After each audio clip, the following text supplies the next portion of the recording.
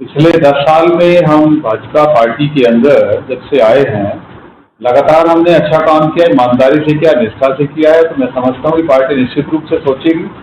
मैं एक काबिल उम्मीदवार हूँ, शिक्षित हूँ, तो मुझे लगता है कि मेरे मेरिट्स के आधार पर पार्टी मेरे विषय में गंभीरता से सोचेगी और हम उम्मीद भी करते हैं। मैं आपको एक बात बताना चाहता हूँ सैंपल के तौर पर, अगर मेरी शिक्षा को देखें तो मेरे बराबर का तो हरियाणा में ढूंढना पड़ेगा, बात से भूल जाइए आप। मेरे जितना शिक्षित आदमी नहीं है। जो आदमी योजनाएं बना भी सकता है और लागू भी कर सकता है, उसका मुकाबला किससे करेंगे। चुनावी गलियारे में हवा तेज हो गई है। ऐसे में आपसे अहम सवाल, इस वक्त बादशाहपुर सीट से आप दावेदारी की बात कर रहे हैं। चुनावी गलियारों में लगातार इस तरह की बात चल रही है। हम आपसे जानना चाहेंगे, क्या बादशाहपुर विधानसभा सीट से आपको लगता है कि बीजेपी आपको ही चुने? निश्चित रूप से लगता है। पिछले 10 साल में हम भाजपा पार्टी के अंदर जब से आए हैं, लगातार हमने अच्छा काम किया, ईमानदारी से किया, निष्ठा से किया है। तो मैं समझता हूँ कि पार्टी निश्चित रूप से सोचेगी। जब भी पार्टी ने हमको कोई जिम्मेदारी दी है तो पूरी पारदर्शिता के साथ में ईमानदारी से और आगे बढ़ के अपने काम किया, और पार्टी के नॉलेज में भी है जी। तो मैं समझता हूँ कि अवश्य हमारी तरफ देखा जाएगा, और मैं एक काबिल उम्मीदवार हूँ, शिक्षित हूँ, तो मुझे लगता है कि मेरे मेरिट्स के आधार पर पार्टी मेरे विषय में गंभीरता से सोचेगी और हम उम्मीद भी करते हैं। हरियाणा की हॉट सीट में से एक आपकी बादशाहपुर सीट भी आती है, जिससे आप उम्मीदवारी करने की बात कर रहे हैं। इस सीट से राव नरजीत सिंह पूर्व मंत्री भी बात कर रहे हैं कि उनको टिकट मिलेगी। उसी सीट से जवाहर यादव भी कह रहे हैं कि हमें टिकट मिलेगी, और अब आपका भी नाम चल रहा है कि आपको भी टिकट चाहिए। ऐसा खास आपमें क्या है कि इन लोगों के मुकाबले हंसराज यादव बेहतर है? प्रजातंत्र है।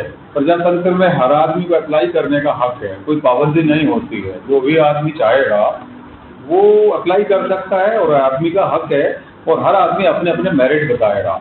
आज कंपैरिजन का समय है। मैं आपको एक बात बताना चाहता हूँ सैंपल के तौर पर, अगर मेरी शिक्षा को देखें तो मेरे बराबर का तो हरियाणा में ढूंढना पड़ेगा, बात से भूल जाइए आप। मेरे जितना शिक्षित आदमी नहीं है। जो आदमी योजनाएं बना भी सकता है और लागू भी कर सकता है, उसका मुकाबला किससे करेंगे। एक सैंपल दे रहा हूँ, मैं 2016 से 19 के बीच में एसएससी का मेंबर रहा हूँ, और मैंने नकल रहित पारदर्शी एग्जामिनेशन सिस्टम को बनाने के लिए 3 राज्यों का दौरा किया है। मुझे क्यों चुना गया? 10 मेंबरों में से पूरी टीम को लेकर मैं गया हूँ। 25 जून 2017 को मैं पूरी टीम के साथ में अध्ययन करके आया। सरकार को मैंने पॉलिसी बनाकर दी, और पॉलिसी लागू आज भी चल रही है। मैं इससे बड़ा उदाहरण आपको क्या दे सकता हूँ। डीबीजी कॉलेज हमारे पड़ोस के अंदर है, निवास करता है मेरे घर के पीछे। यहीं पर सरकार ने पायलट सर्वे कराई और हमसे उसको एग्जाम कंडक्ट किया था। सरकार सफल रही और हम उसको आगे बढ़ाने में कामयाब रहे।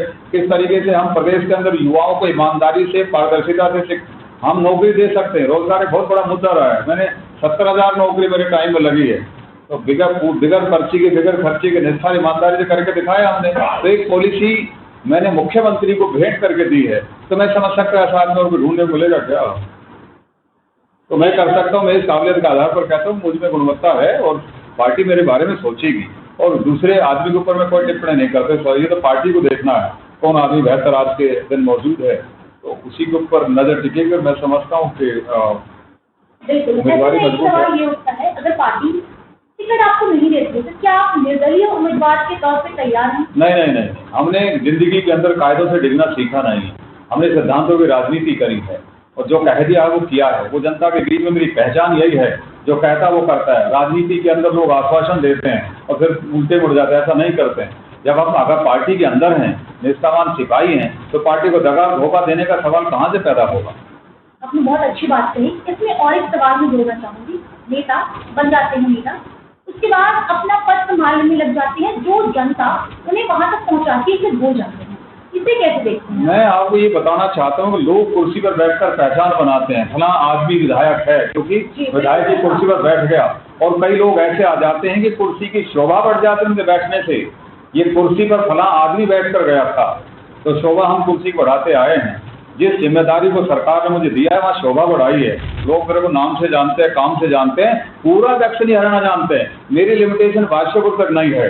दिल्ली बॉर्डर से लेकर राजस्थान बॉर्डर तक जाओगे तो लोग मुझे नाम से, मेरे काम से जानते हैं, पहचानते हैं। मेरी सीमाएं बहुत बड़ी हैं, तो इसलिए हमने अच्छे काम किए हैं। जाइए, आपने जनता के भूलने की बात करी है।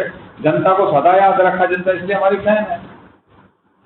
कि भाई आदमी जो कहता है वही करता है। इसलिए हमारी सैद्धांतिक जिंदगी रही है, सैद्धांतिक राजनीति रहे, सैद्धांतिक ही हमारा सामाजिक ताना बाना रहा है, उसके अंदर हम जाने जाते हैं, यही हमारी पहचान है।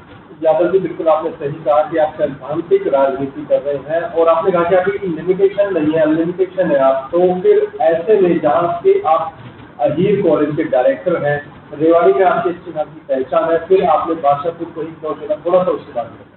इसलिए चुना कि ये मेरी मातृभूमि है, ये मेरी कर्म भूमि है, जन्म यहाँ पर लिया है, चलना यहाँ पर सीखा है, काम करना यहाँ पर से मेजोरिटी में काम करता हूँ। पुलिस से आने के बाद में जब अपने घर पे गुड़गांव में आता तो लोग मुझे लगातार मिलते थे।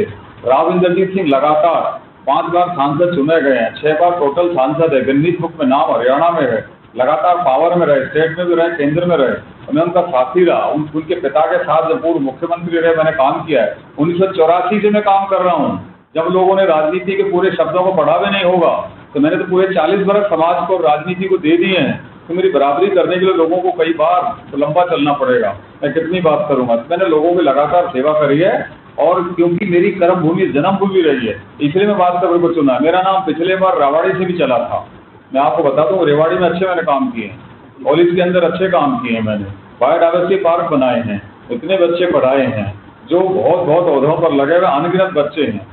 मैं 1984 से 2016 तक लगातार शिक्षा दी है, उच्चतर शिक्षा दी है बच्चों को। मैंने 16 से 19 के बीच में नौकरियां बहुत दी है मैंने, इसलिए जाना पहचाना चेहरा हूँ मैं दक्षिणी हरियाणा में कहीं भी। मैं बड़ा कंफर्टेबल हूँ, पार्टी मेरे बारे में जहाँ भी सोचे मैं कंफर्टेबल हूँ, और इसलिए कंफर्टेबल हूँ हर जगह मेरे जमीन पर पैर टिके हुए हैं।